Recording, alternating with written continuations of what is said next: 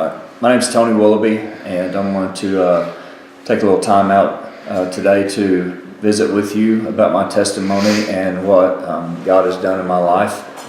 Brief history is that I did not grow up in a Christian home. I grew up in an alcoholic home with my father was an alcoholic, and I never had a relationship with him.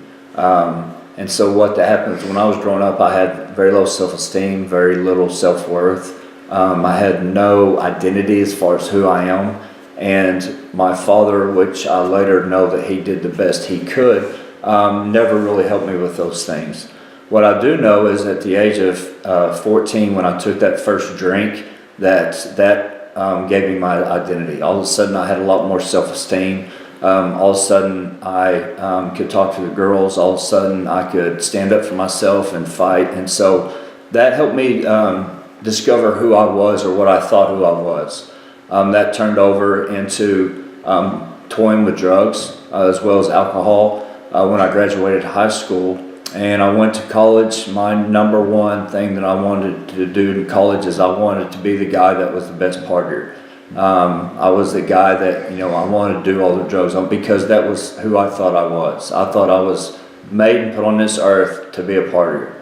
That later turned into selling of drugs as well. But I would do anything and everything to get drunk or to get high, because that's the only way I knew how to act like what I thought was myself. During that time period, what I also realized is that drugs and alcohol gave me a way to escape and not to feel.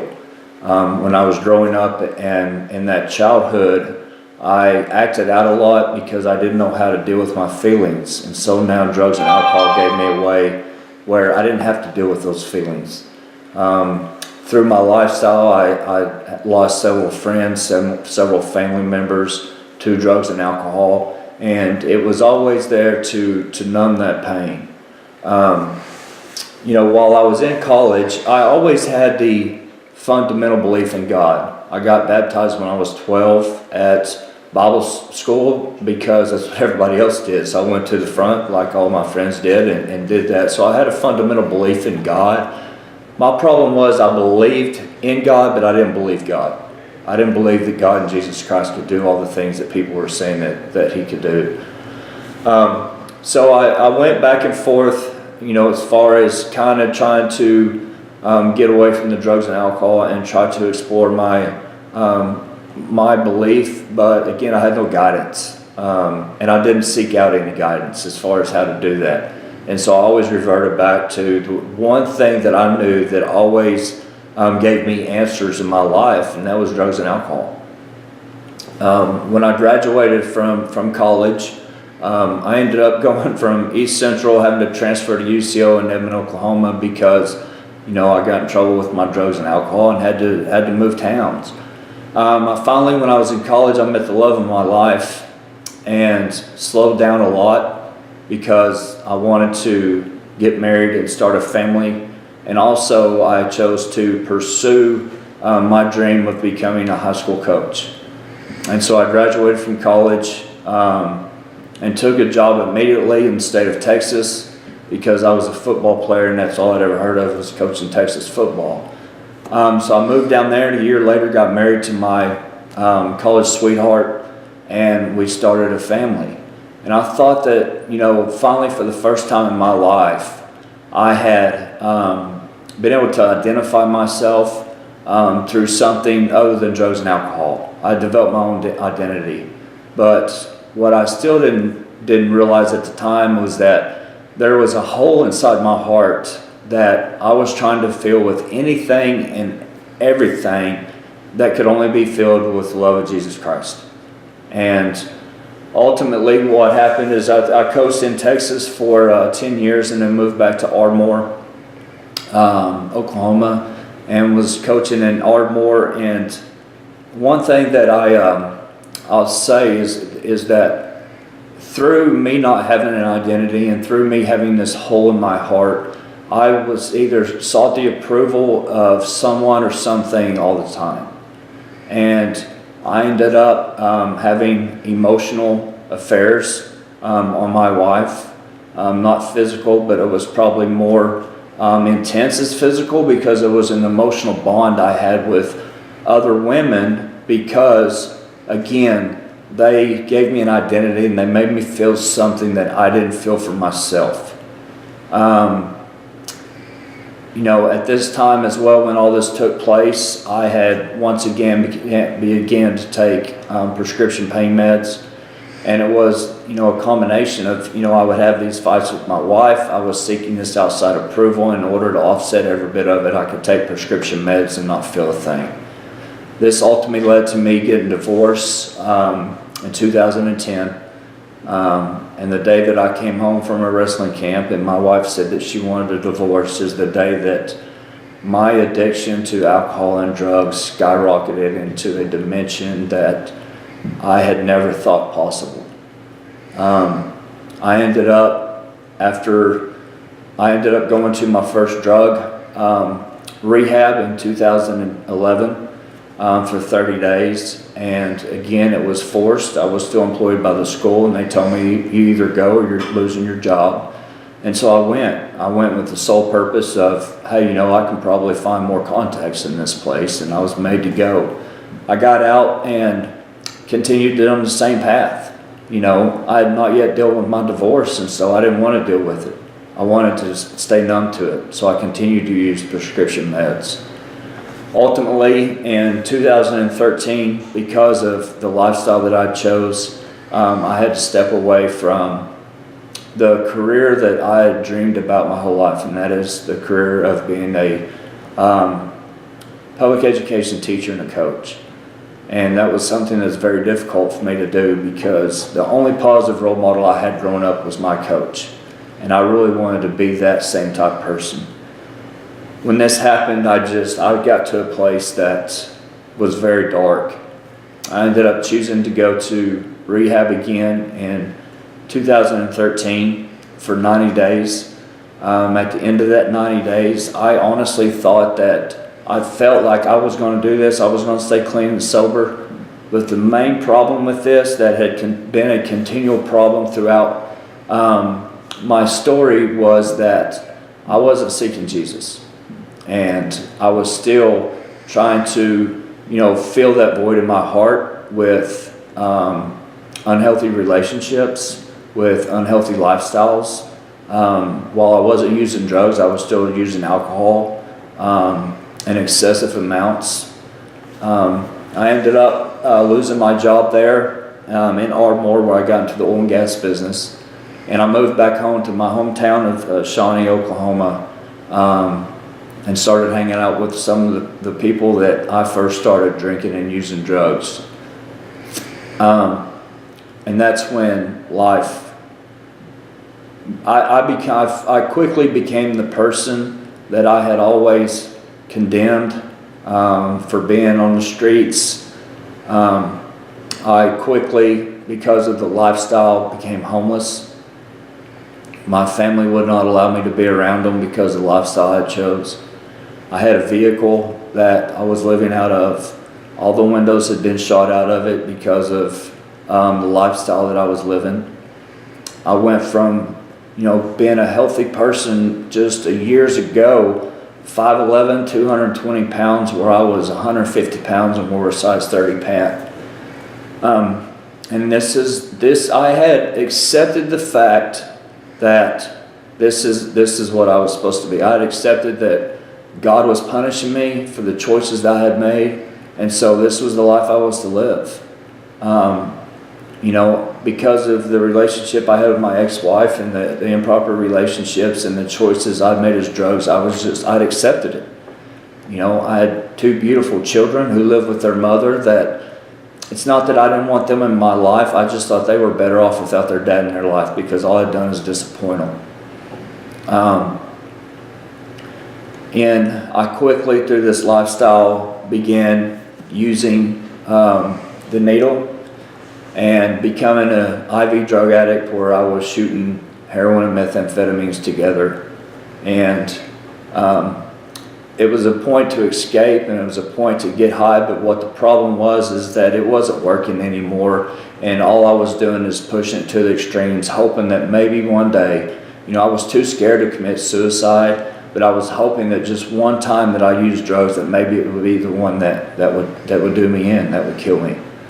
I had a doctor, a mental health doctor that I was going to at that time, that straight up asked me, "Tony, are you trying to commit suicide?" And I said, "No." And she goes, "Yeah, you are. You're just trying to do the chicken way out." And I was. And finally, in November of 2016, it was the week of Thanksgiving. It was actually Thanksgiving night. My family allowed me to come over to their house and eat. And my mother looked at me and she said, "Tony, I love you, but I will not let your dad ruin our family to try to save you anymore." And so for the first time, the guy who I'd always grown to resent was the only guy that was still fighting for me. And I left the house that night to go out and to again get high. And I can remember I was sitting in a house, no running water, no electricity. And I sat there, and was the point to my life where either A, I could surrender to God's will for me and surrender and let Him, guide me, or B, I could continue kind of control my life and I was going to kill myself. But what I did know for a fact is I knew I could not live that way no longer. I couldn't try to scrounge for my next high. I couldn't not know where my next meal was going to be. I could not go for weeks without showering again. I knew I couldn't do that no more. And the way God works is I had my father got a hold of me and told me the place that I went to treatment at in 2013. It was a Christ base. It was $14,000 to go to treatment there. And my father had talked, and through a network of people who loved me, they agreed if I would come and surrender to the will of God, that they would waive and give me a scholarship to go. And that's where my love and crave for Jesus Christ came in, because I knew at that moment that it was God and Jesus who had saved me and not myself. And so I spent 90 days there. And when I walked in the first day and they said, "We're going to let you come, you got to do anything and everything that we ask you to do," I said, "No problem." I went in there and gave my whole heart to it, and I just strive for God's love, because He had shown that to me. And that was December 1st of 2016. What I learned is it was an AA and Christ-based program, but there were some promises in AA that they promised to you that will be given to you if you choose the road of following God and choose the road of these people who know how to go through life without drugs and alcohol.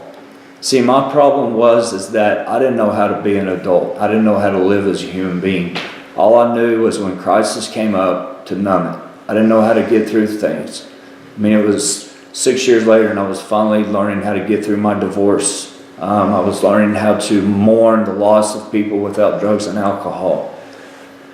And what it promises in there is that God will do for you what you cannot do for yourself.